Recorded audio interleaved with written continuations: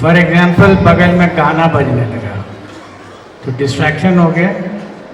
Distraction का अर्थ क्या होता है? कि जो काम हम कर रहे हैं उससे मतलब हमारा ध्यान दूसरी तरफ चला जाए। इसका मतलब आपको गाना ज़्यादा पसंद था पढ़ाई से, तो आप थोड़ी देर गाना पर ही कंसंट्रेट कर लीजिए, कंसंट्रेशन तो आ जाएगा। Lohianagar mount Carmel high school के वार्षिकोत्सव कार्यक्रम का मुख्य आकर्षण रहा पूर्व डीजीपी अभ्यानंद और बच्चों के बीच का संवाद। जैसा कि हम सभी जानते हैं कि अभ्यानंद पूर्व डीजीपी होने के साथ साथ शिक्षाविद के रूप में भी अपनी विशेष पहचान रखते हैं। लिहाजा जब वो इस समारोह में मुख्य अतिथि के तौर पर पहुंचे तो बच्चों को उनको सुनना एक सुखद अनुभव रहा। लेकिन सबसे खास बात यह रही कि बच्चों से उन्होंने सीधा संवाद किया। आजकल एडवांस होती शिक्षा की दौड़ में सभी को एक जैसे आगे नहीं निकल पाने का अवसर मिलता है। कुछ ऐसे भी हैं जिन्हें मानसिक तौर पर कई दिक्कतों का सामना करना पड़ता है। लिहाजा अभ्यानंद ने बच्चों से उनकी समस्याओं को जाना और उसका निदान बताया। मसलन परीक्षा का स्ट्रेस कैसे कम करें, कैसे मेहनत करें कि सफलता हाथ लगे। अभ्यानंद जी ने भी बच्चों के सभी सवालों का बड़ी ही कुशलता से जवाब दिया। आइए देखते हैं अभ्यानंद और बच्चों के बीच का ये संवाद। Good afternoon sir. Good afternoon.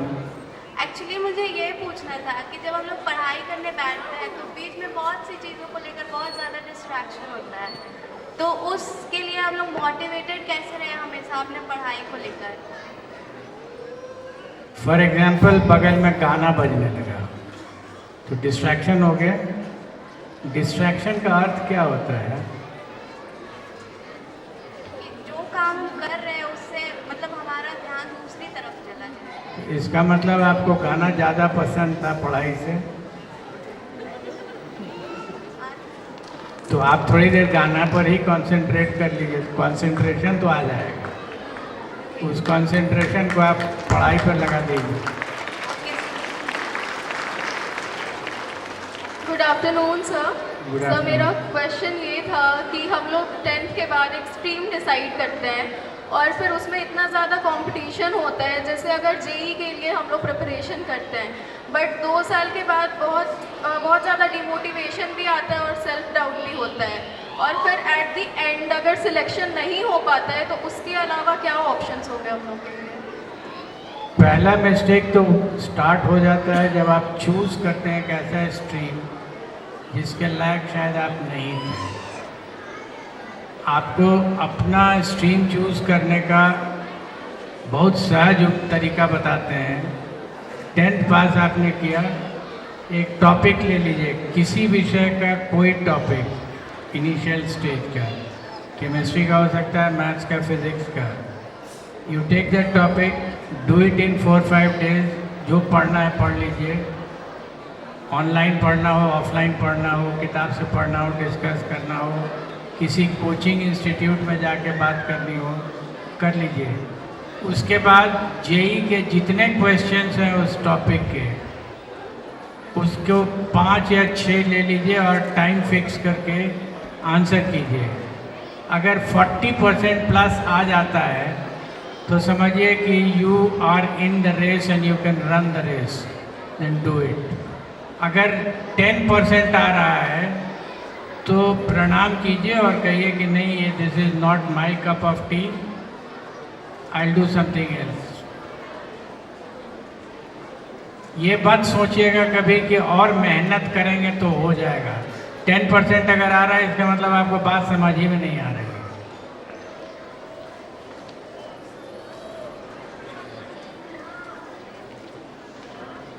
Good afternoon sir. Good afternoon. Sir मेरा क्वेश्चन ये था कि जैसे 12th का सिलेबस और आईआईटी जेई का सिलेबस का पैटर्न होता है वो अलग होता है, तो उस हिसाब से हम लोग मतलब किस तरीके से मैनेज करके दोनों को चले? सिलेबस तो एक ही है, और वो एक इसलिए है क्योंकि फिज़िक्स फिज़िक्स ही रहेगा, मैथ्स मैथ्स ही रहेगा और केमिस्ट्री केमिस्ट्री ही रहेगा। केमिस्ट्री के पेपर में लैटिन तो आने वाला नहीं है। अब रही बात पढ़ने का तरीका, तो बोर्ड में लोग थियोरी पढ़ाते हैं बहुत ज़्यादा, प्रूव दिस फॉर्मूला या ड्रॉ डायग्राम वो आईआईटी नहीं पूछता, आईआईटी डायरेक्ट प्रॉब्लम देगा और कहेगा इसको सॉल्व करो।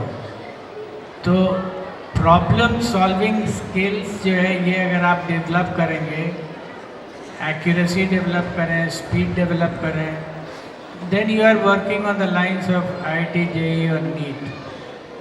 बट आप सिर्फ थियोरी पढ़ लीजिएगा, then you are working on the lines of boards या यूनिवर्सिटी एग्ज़ाम्स। तो ये तय कर लीजिए कि हमको यूनिवर्सिटी के लिए पढ़ना है या कॉम्पिटिशन्स के लिए पढ़ना है, और दोनों की सिलेबस एक ही है। इसलिए कि न्यूटन का लॉ बोर्ड के लिए अलग थोड़ी होता है।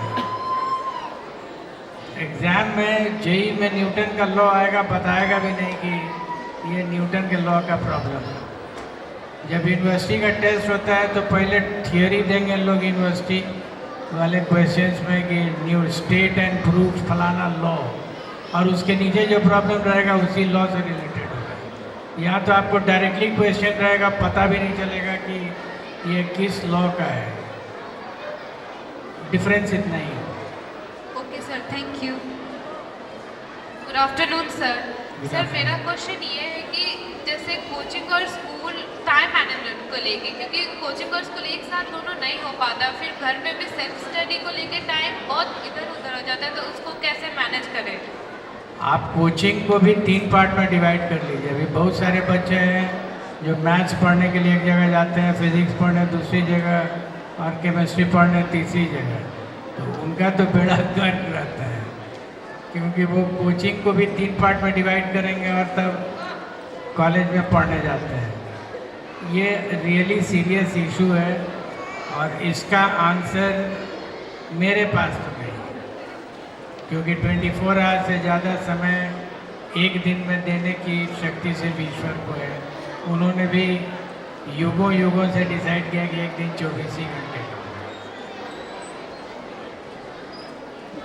So another question is, what is beyond IIT? What can we do after that? What is beyond IIT? Beyond IIT, sir, आप आंसर जानना चाहती हैं what is beyond IIT? Sir, what is the next option if someone is not able to? एक ही clear option block होता है और वो है डॉक्टर। आप नहीं बन सकते। उसके अलावा आप अगर फिल्म प्रोड्यूसर बनना चाहिएगा तो you can be a film producer. और हम अभी भी फील करते हैं कि अगर एक आईआईटीएन तय कर लेगा कि हमको डॉक्टर बन जाना है, उसको भले medical council of India certificate नहीं दे, बट वो 3 साल अगर पढ़ लेगा एम्स में, तो he can become a better doctor than anyone else. सही बात।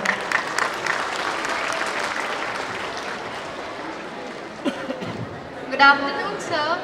My question to you is that sir, हमें कौन सी बुक रिकमेंड करेंगे आप आईआईटी के लिए सर, जिसमें हम न्यूमेरिकल्स बनाते हैं तो सर वो बन नहीं पाते और उस वजह से डीमोटिवेट हो जाते हैं और फिर उसके बाद हम क्वेश्चंस थोड़ी देर के लिए छोड़ देते हैं। अगर कोई पूछता है कि what is the standard of IIT questions और वो कहाँ मिलेगा, तो my simple answer is standard of IIT question is IIT question. उससे बढ़िया कोई स्टैंडर्ड नहीं है। अगर आईआईटी क्वेश्चंस आपसे बनने लगते हैं तो समझिए कि हमने स्टैंडर्ड रीच कर लिया है। और वो आप किस किताब से पढ़िएगा, अपने से सोचिएगा, यूट्यूब पर पढ़िएगा, ऑफलाइन पढ़िएगा, ऑनलाइन पढ़िएगा, ये आपका प्रॉब्लम है। आप डिस्कस कर लीजिए। जब तक अपने से सोचिएगा नहीं, माथापच्ची नहीं कीजिएगा, समझ में कुछ नहीं है। Once you do it and you start solving the PYQs, past years questions, you are through.